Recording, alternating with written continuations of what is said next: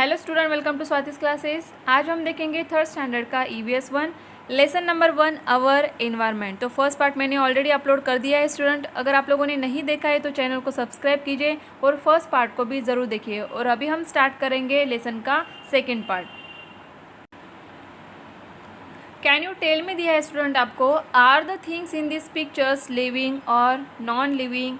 If it is a living thing, is it a plant और an animal? तो देखिए आपको यहाँ पे पिक्चर्स दिख रहे हैं, ट्रीज आपको दिए हुए हैं, बनियान ट्री है, कोकोनट ट्री है।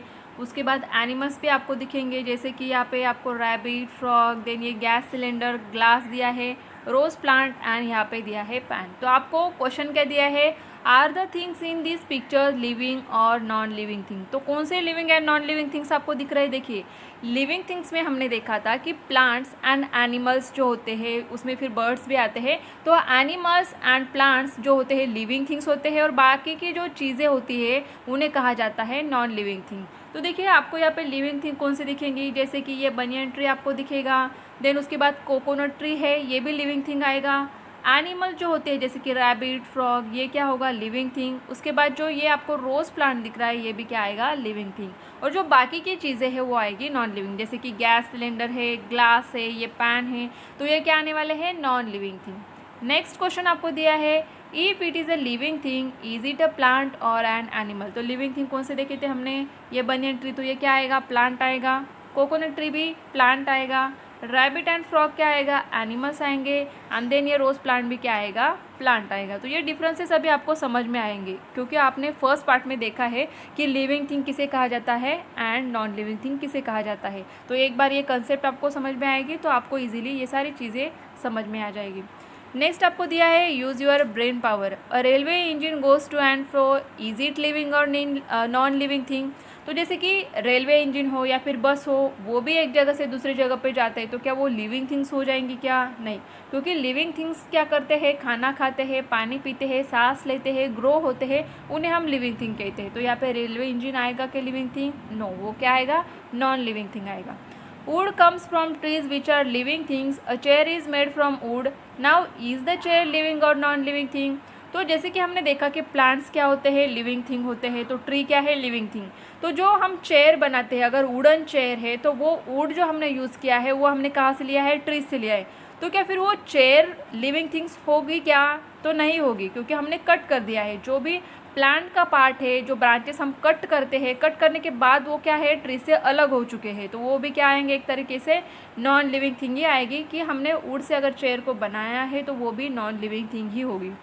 कैन यू टेल में आपको दिया है, which birds do you see in your surrounding? तो कई सारे बर्ड्स आपको दिखते हैं अपने सराउंडिंग में। तो आपके सराउंडिंग में जो भी बर्ड्स आपको दिखेंगे उनके नाम आपको पता होने चाहिए, जैसे कि स्पैरो, क्रो, ये तो कॉमन है, हर जगह पे दिखते हैं। इसके अलावा भी अगर कोई और बर्ड्स है तो आप लिख सकते हो। Can you name some things that are made from stone? तो स्टोन से बनी हुई ऐसी कोई चीज़ें हैं आपके घर में या आपके सराउंडिंग में, तो उनके भी नाम आपको लिखने हैं।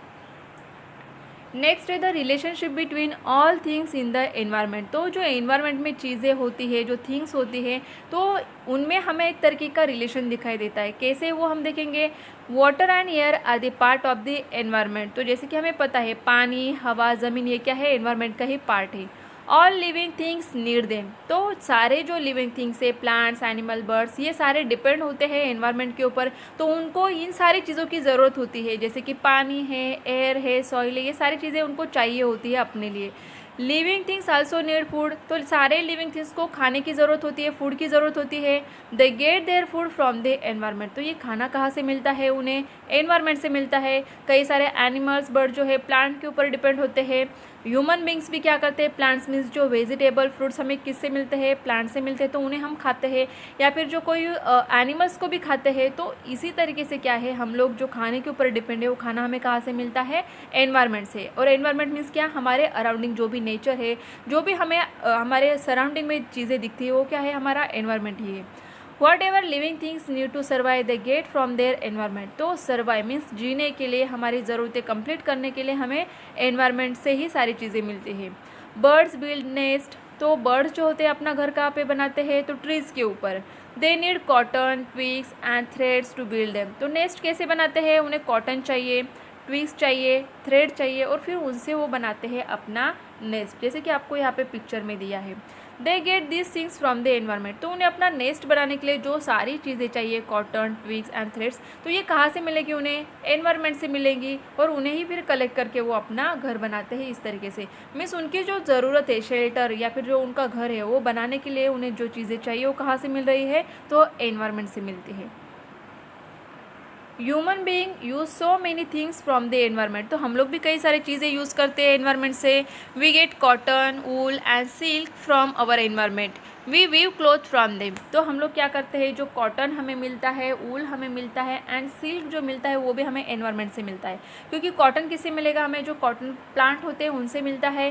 देन वूल किससे मिलेगा? जो कि शीप होती है उनसे हमें वूल मिलता है। एंड जो सिल्क होता है वो किससे मिलता है? जो वर्म होते हैं, सिल्क वर्म होते हैं उनसे मिलता है। तो यहाँ पे प्लांट्स एंड एनिमल से ये चीज़ें हमें मिलती है। इसके लिए हम कह सकते हैं कि जो सारी ज़रूरतें हैं हमारी यहाँ पे कपड़े बनाने हैं, हम लोग कपड़े पहनते हैं ह्यूमन बीइंग्स, तो कपड़े किससे बनते हैं? जो कॉटन है या फिर शिप से जो ऊल बनता है, जो मिलता है उनसे हम क्या करते हैं, जो वूलन क्लोथ है उन्हें बनाते हैं। या फिर जो सिल्क वॉर्म होते हैं उनसे निकलने वाला जो सिल्क है उसे हम सिल्क की साड़ियाँ या फिर कपड़े बनाते हैं।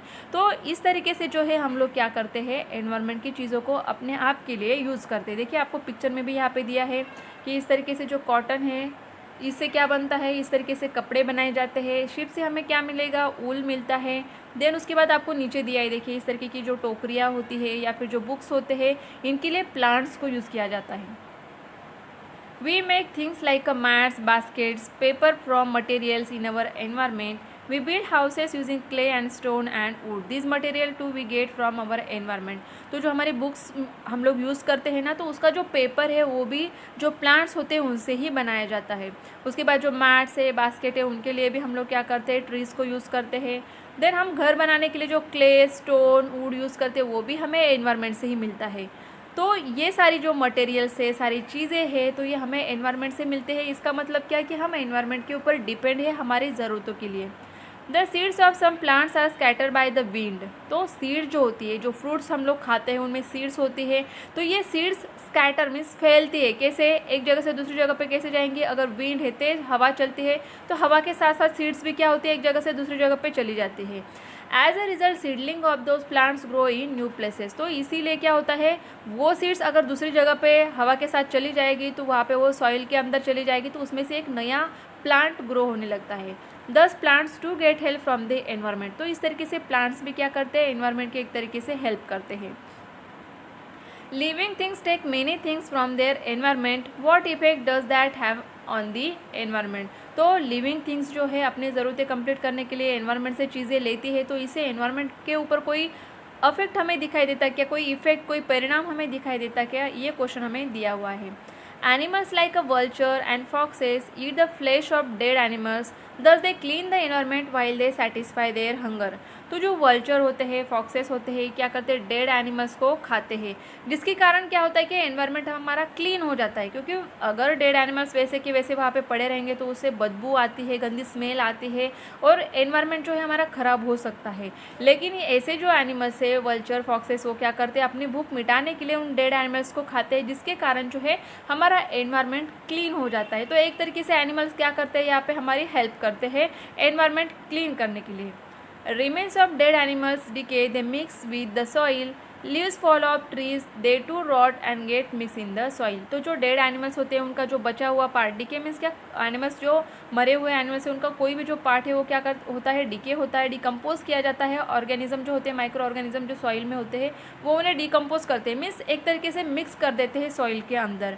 जो लीव्स होते हैं ट्रीज़ के, वो गिरते हैं ज़मीन के ऊपर, उसके बाद वो क्या होते हैं, rot and get mix in the soil. Rot means क्या, सड़ना, अगर पानी है, बारिश चल रही है या फिर पानी है, ज़मीन है, तो वहाँ पे वो लीव्स क्या हो जाते हैं, सड़ जाते हैं, ख़राब हो जाते हैं और पूरी तरीके से डिकम्पोज होने के बाद जो है मिक्स हो जाते हैं सॉइल के अंदर। This makes the soil fertile, और इस तरीके से क्या होती है, सॉइल फर्टाइल होती है। जैसे कि हम किसी प्लांट को लगाते हैं तो उस सॉइल के अंदर जैसे हम खाद डालते हैं कोई, जिसके कारण जो है प्लांट्स अच्छे से ग्रो हो, तो इस तरीके से नेचुरली जो होता है डेड एनिमल्स एंड प्लांट्स के कारण जो है सॉइल फर्टाइल होती है। मीन्स सॉइल की जो प्लांट्स ग्रो करने की ये होती है क्वालिटी होती है वो बेटर हो जाती है।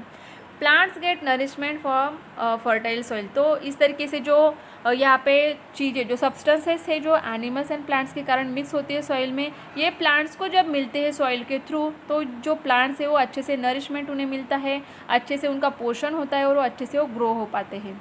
तो इस तरीके से डेड एनिमल्स एंड प्लांट्स भी जो है एनवायरनमेंट को क्या करते हैं, हेल्प करते हैं। 10 living things bring about changes in non living things. तो इसके कारण जो है नॉन लिविंग थिंग्स में भी हमें कुछ चेंजेस दिखाई देते हैं। डू यू नो में स्टूडेंट, आपको यहाँ पे एक शिप के बारे में दिया है। A sheep's body is covered with wool, the sheep feed on leaves of shrub. तो देखिए शिप जो होती है वो क्या करते हैं, श्रब खाते हैं। ऐसे छोटे छोटे जो प्लांट्स होते हैं उनके जो लीव्स होते हैं उनको वो खाते हैं, श्रब इसे कहा जाता है। और उनकी जो बॉडी है कवर्ड होती है वूल से। As it does so the seeds of some shrub can get caught in its wool. तो ऐसे कुछ प्लांट्स होते हैं उनके इस तरीके से जो सीड्स होते हैं वो उनको चिपक जाते हैं, उनके जो बाल होते हैं वूल जिसे हम कहते हैं उसमें चिपक जाते हैं। When the ship goes somewhere else, the seeds may fall off there। तो ये शिप एक जगह से दूसरी जगह पे अगर चली जाएगी तो सीड्स जो है उनके बालों में लगे हुए वो क्या होंगे, ज़मीन के ऊपर गिर जाते हैं। Thus the ship helps new seedling of the shrub to grow in many different places। तो जहाँ जहाँ पे भी शिप अलग अलग प्लेसेस पे जाएगी तो वहाँ पे वो अगर सीड्स गिरेंगे और वो सीड्स से फिर से नए प्लांट्स उगेंगे। तो इस तरीके से शिप भी क्या करती है, एक तरीके से हेल्प करती है प्लांट्स को अलग अलग जगह पे लगाने के लिए। In this way the ship which is an animal and the shrub which is a plant help each other.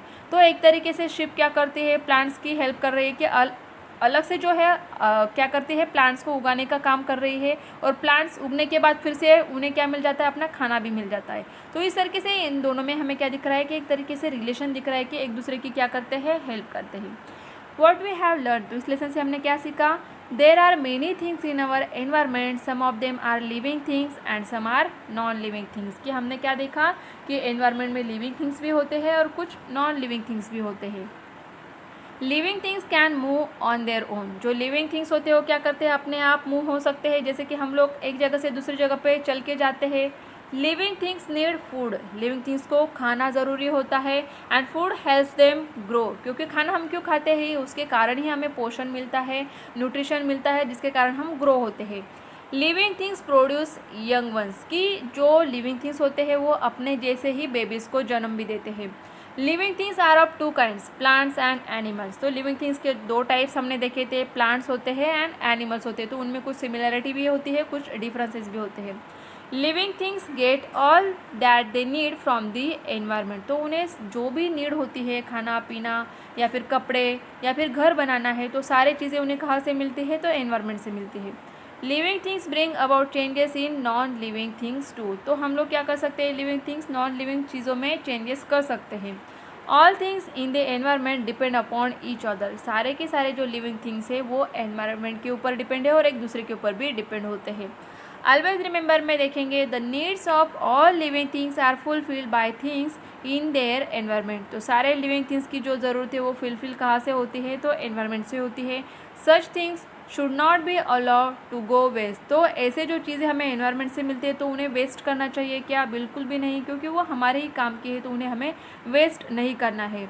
We must take care that we do not cause harm to the environment. अगर environment हमारी सारी ज़रूरतों को पूरी करता है तो हमें उनको भी हार्म नहीं पहुंचाना है, कोई भी तकलीफ नहीं पहुंचानी है एनवायरनमेंट को। हमेशा उनका कंजर्वेशन करना चाहिए, एनवायरनमेंट की हमें हेल्प करनी चाहिए और उसे बचाना चाहिए।